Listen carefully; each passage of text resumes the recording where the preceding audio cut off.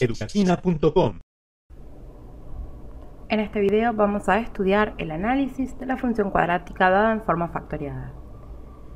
Tenemos la función f que va de reales en reales, tal que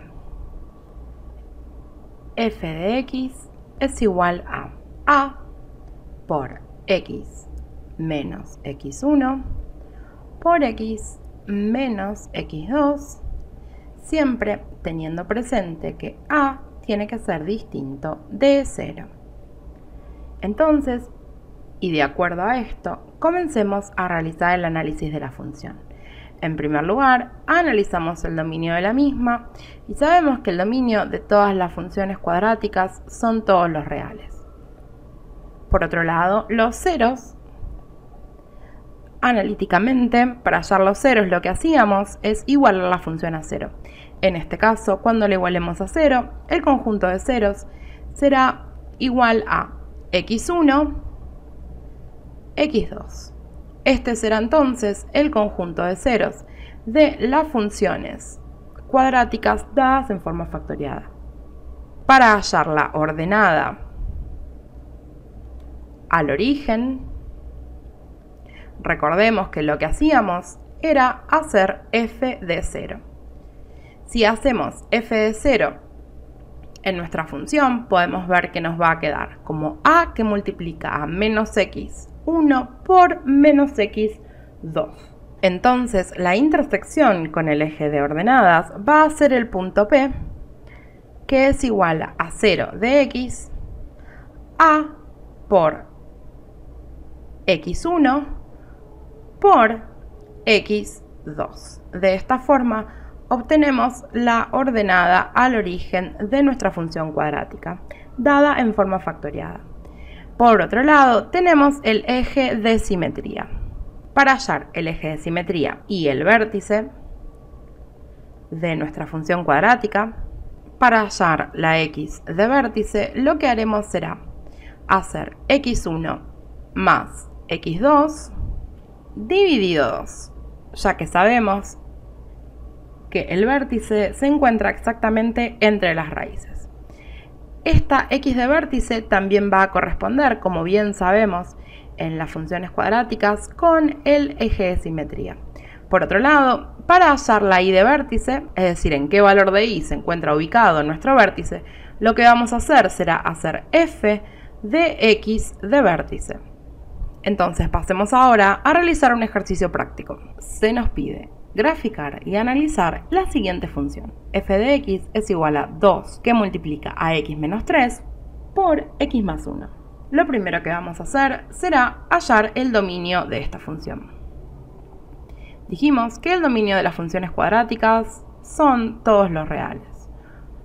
Por otro lado, los ceros o el conjunto de ceros de esta función será x1 y x2. Por lo tanto, para nuestro caso tenemos, por un lado, menos 1 y por otro lado 3. Ahora nos falta averiguar la ordenada al origen. Para hallar la ordenada al origen, o bien hacemos f de 0 o utilizamos la formulita que les enseñé recién. Entonces hallemos ahora la ordenada al origen. La fórmula para hallarla era a por x1 por x2, que en nuestro caso será 2 por 3 por menos 1. Y esto nos da como resultado menos 6. Entonces, la ordenada al origen va a estar ubicada en el punto P, que es el punto 0, menos 6. Nos falta hallar el eje de simetría y luego el vértice.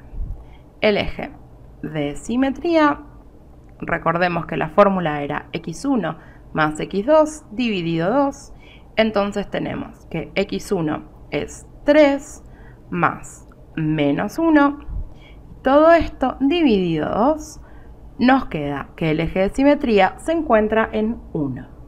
Entonces, el eje de simetría va a estar ubicado en x igual a 1. Esta x también va a ser la x de vértice, entonces la x de vértice es igual a 1 Y para hallar la y de vértice, lo que tenemos que hacer es f de 1. Reemplacemos 1 en nuestra función y nos va a quedar 2 que multiplica a 1 menos 3 por 1 más 1. Entonces, f de 1 nos da como resultado 2 por menos 2 por 2.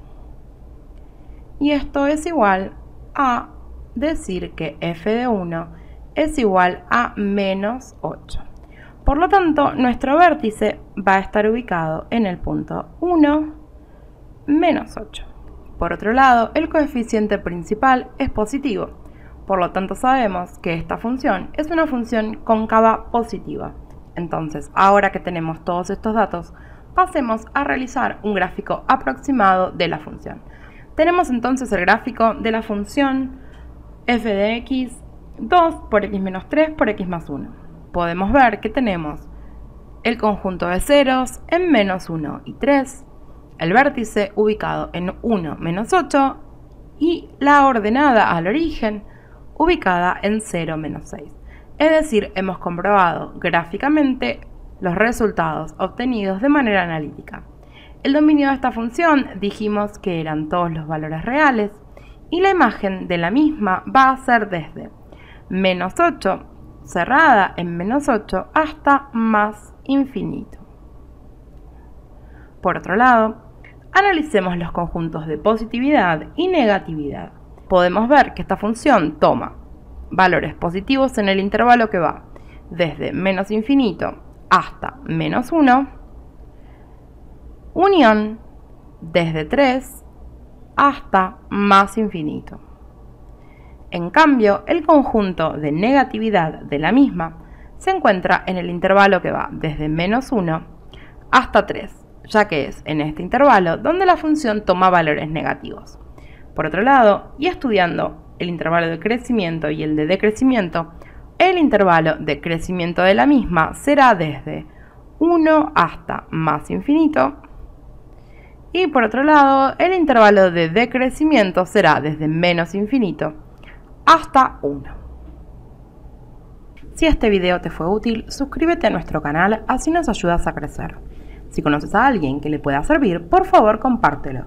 Si te gustó, dale un like. Si tienes algún comentario, por favor escríbelo. Si quieres aprender más, no dejes de ver nuestros videos. Y no olvides suscribirte a nuestro canal y compartir este y otros videos con tus amigos.